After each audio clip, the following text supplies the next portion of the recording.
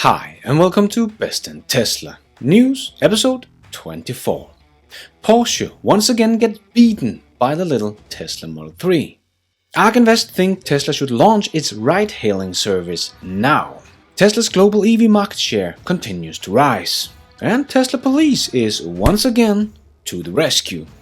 And Tesla's money printing machine seems to be working. All this and much more to come on today's episode. Let's dive right in.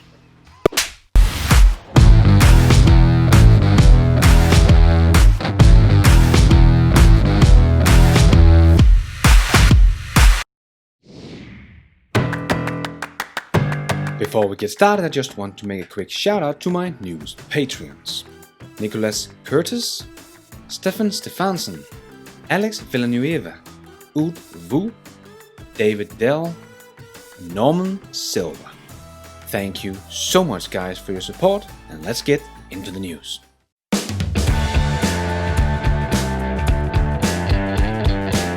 We have some new leaked photos of the Gigafactory in Shanghai. Tesla Giga Shanghai might already be installing equipment in its Model Y production facility. A recent video from drone operator Vuva Visions stated a truck full of equipment shuttled to the south and large equipment on the production line is transported into the plant through the gate. So the speed of the Gigafactory Phase 2 is not slowing down at all, and the construction of the other Phase 2 buildings seems to be moving along as well. Most of the new buildings already have exterior walls and roofs. Tesla China has still not officially labeled the new additions or stated the purpose of the buildings. Tesla China also initiated a hiring ramp to prepare for increased Giga Shanghai production. Tesla China has put out hiring advertisement for sales and delivery positions in the country's coastal province as Giga Shanghai expansion Phase 2 continued to take shape. Tesla China seems to be riding on a rocket. And speaking of Tesla China, CATL has confirmed that it will be shipping its lithium iron phosphate batteries to Giga Shanghai. The first deliveries should begin later this month. LFP batteries will only be used for the China-made Model 3 Standard Range Plus, but exciting to see what this will do for Tesla and for their Made in China Model 3 Standard Range Plus. Tesla could be looking to open a second factory in China, according to local reports. The electric automaker already has one production facility in China with the Giga Shanghai, which is currently producing around 200,000 vehicles per year, according to Tesla. However, Tesla will need more production facility in Asia to keep up with the increasing demand that the company has experienced since starting delivery of its Made in China vehicle in January 2020. Tesla Chinese Vice President Tao Lin has reportedly met with government officials in city of Zhongguang. The city is located in southwest China, and the meeting was put together to discuss the development of accelerating products. Yet another big move from Tesla if this turns out to be true. As Giga Shanghai continues to grow, Giga Berlin is just starting to sprout. Elon Musk recently shared a render of the Giga Berlin's first plant, which may have been of the Model Y production facility in Europe. Giga Berlin will be starting operation of the Model Y production next year. At the rate Giga Shanghai is moving, some Tesla bulls speculate that the Made in China Model Y pre-production could start later this year by mid-Q3 or early Q4.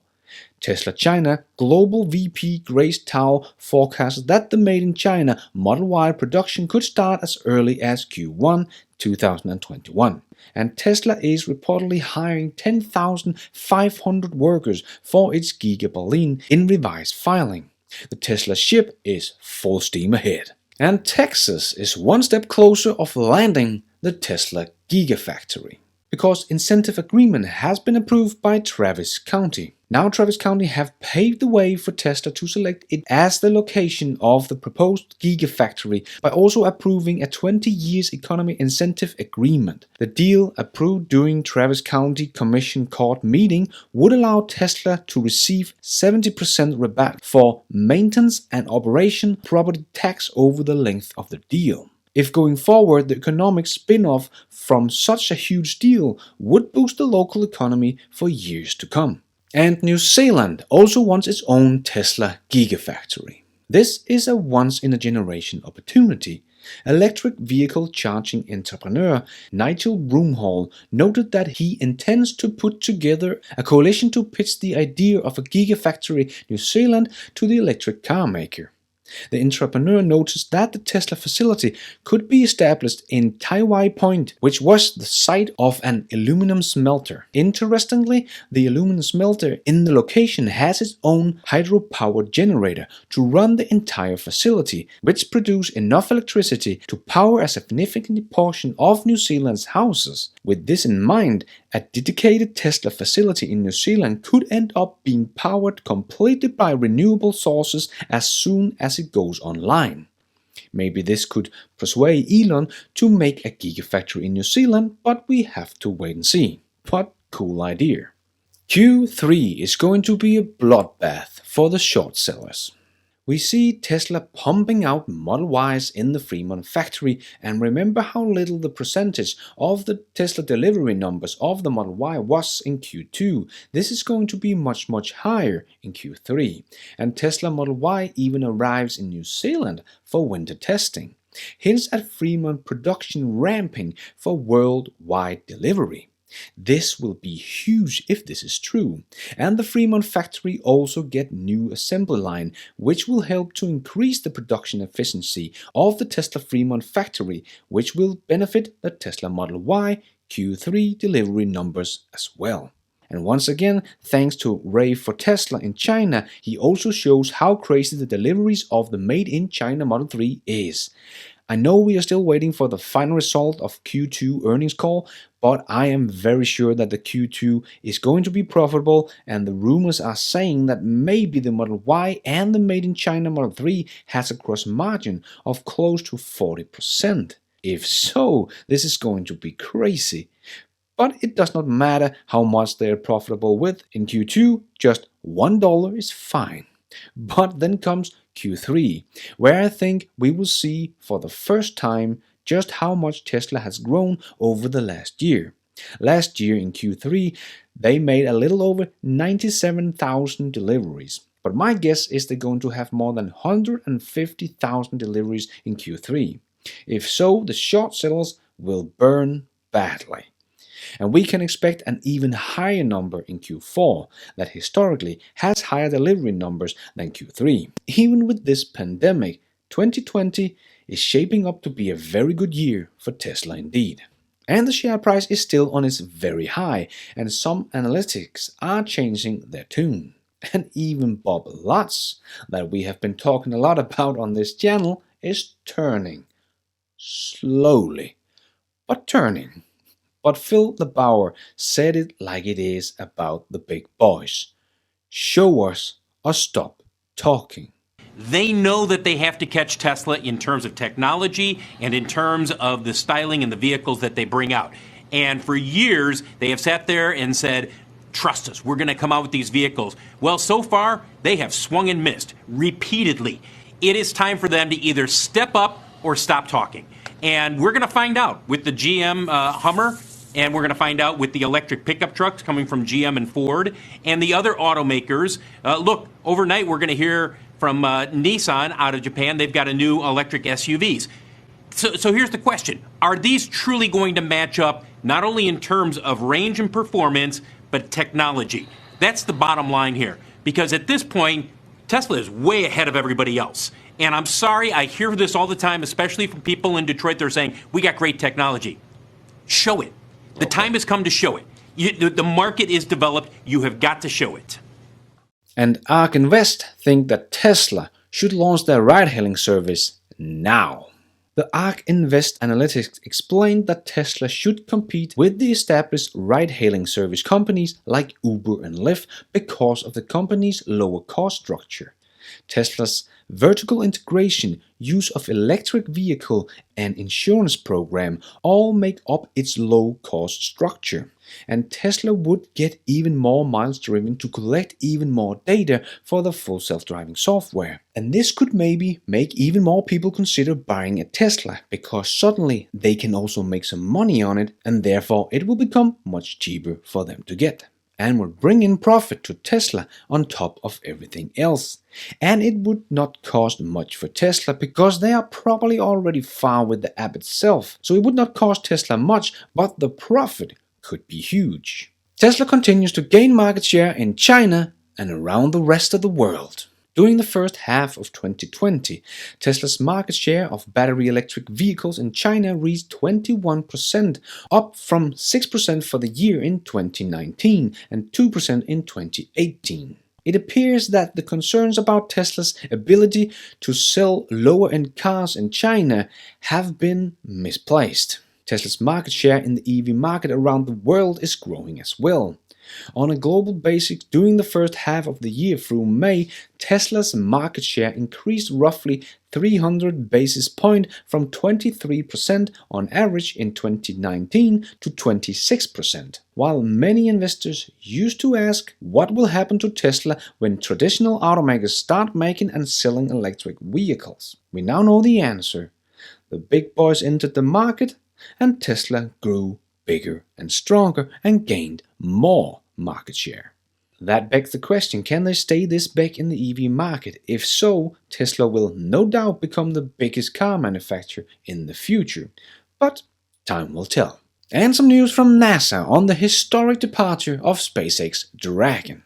And Jim Bridenstine from NASA tweeted, "We are targeting an August 1st departure of SpaceX Dragon spacecraft from the space station to bring Bob and Doug home after their historic Launch America mission. Splashdown is targeted for August the 2nd. Weather will be driving the actual date, so stay tuned." And Elon also answered a tweet about the Starship, and if SpaceX still had a target of 2022 for the first cargo mission to Mars. And Elon replied, "Yes." This is just amazing and just show what kind of man Elon Musk is. Tesla's CEO is planning to send cargo to Mars. In the same year, Ford's plans to come out with their first electric pickup truck.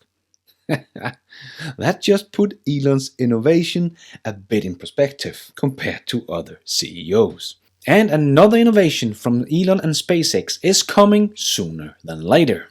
Because FCC approved the operation of Starlink router for SpaceX Internet. And this will be up and running this year in public beta, and it's going to be the easiest internet on the planet. Plug in, point at sky. And Elon confirmed on Twitter, "Yeah, will take less than 1 minute to order on Starlink.com when it goes live." Innovation, people. Innovation. Tesla doubles the referral reward for solar roof and panel installation in new push. Previously, Tesla would give $100 award to Tesla owners referring a new solar panel installation and $100 to the new buyer using the referral code. In January 2020, the company increased the reward on both sides to $250. Now, in a new update to its referral program this week, Tesla increased the award for the referral again. A Tesla solar referral will now get $400 plus a brand new Powerwall after 10 solar referrals. Wow, nice referral program. That should give it a nice little push. And if this does not give a little push, maybe this will. Elon Musk often refers to the economics of a homeowner going solar as printing money, and now the company has shared a few customer stories confirming that. Jenny made the switch from utility power to clean energy. She's no longer purchasing all her electricity from the grid. She now controls the energy and is using her roof to power her home and charge her Tesla Model 3. With Tesla Solar, she's saving money on an electric bill and driving on sunshine and generating clean, predictable energy for decades to come. Now her household electricity bill are literally negative each month.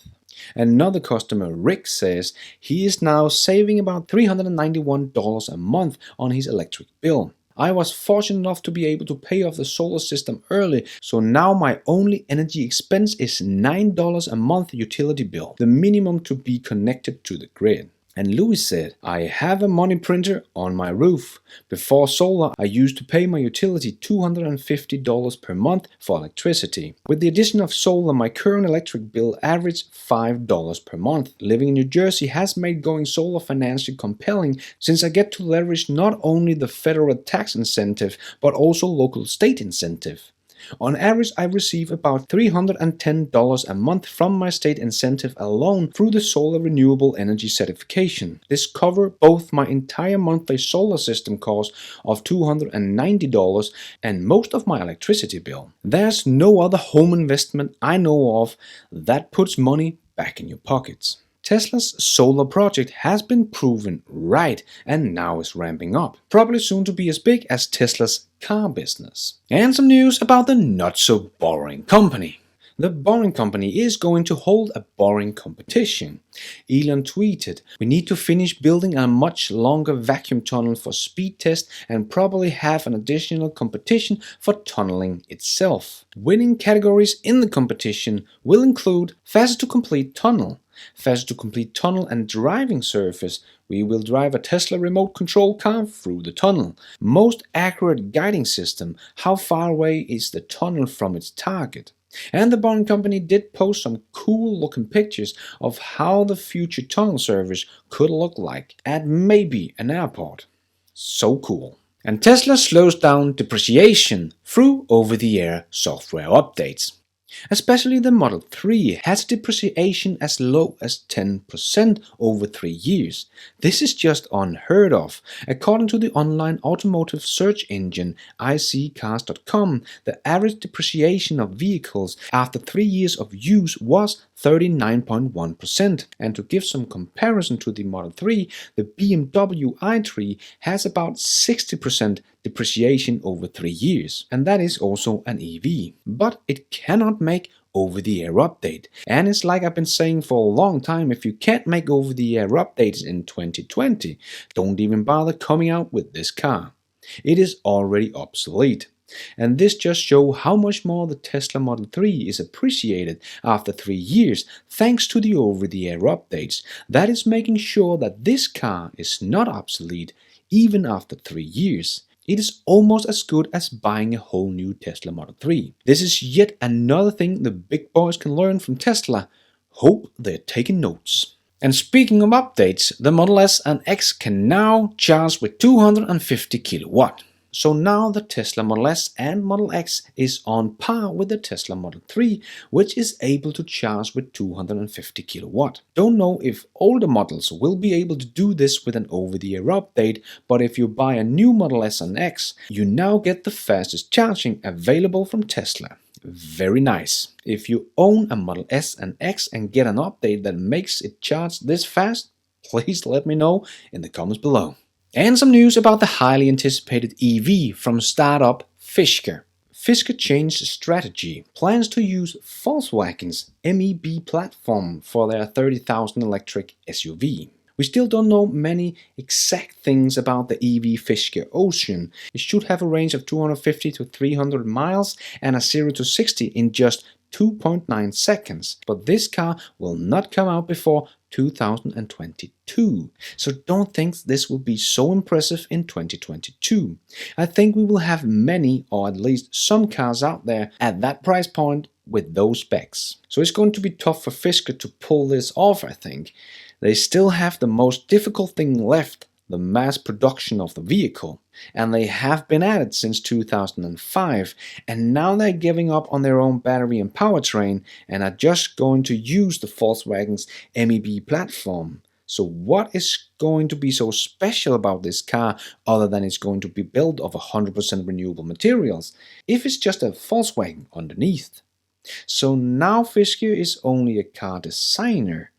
Not exactly what I hoped for or expected from Fisker. But time will tell if we are going to see this car in 2022 and what the final specs will be. And some news about the Nevada factory and some rumors going around. The Science Channel got access to Tesla's Gigafactory Nevada for their new show, Super Factories, giving us a rare look inside the plant. And in this film they say Panasonic is producing about 13 million batteries per day. But Panasonic did not take long to come out and deny the 13 million battery cells per day. But they would not say how many they are producing, but it is probably closer to about 8 million per day. But hopefully Tesla will give some answers to this on Battery Day, the 22nd of September. And proud Porsche Taycan gets humbled on the track by affordable Tesla Model 3.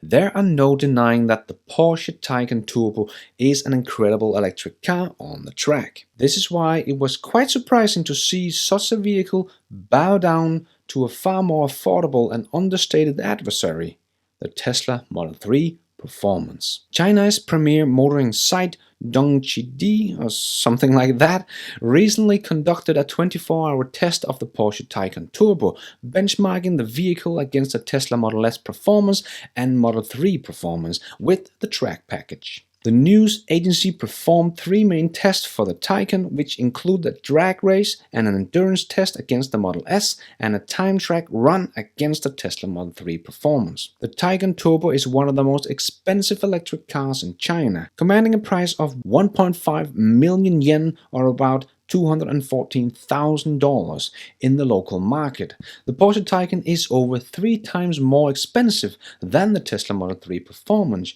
which is priced at around 420 yen or $60,000. It should be noted that the Tesla Model 3 Performance is still quite pricey in China, seeing as it's not yet being produced locally. The Porsche had 2 tests against the Tesla Model S, drag race of 400 meters, where the Tesla Model S won with 10.56 seconds to Porsche's 10.99 seconds. And the endurance test, the Tesla Model S also beat the Porsche.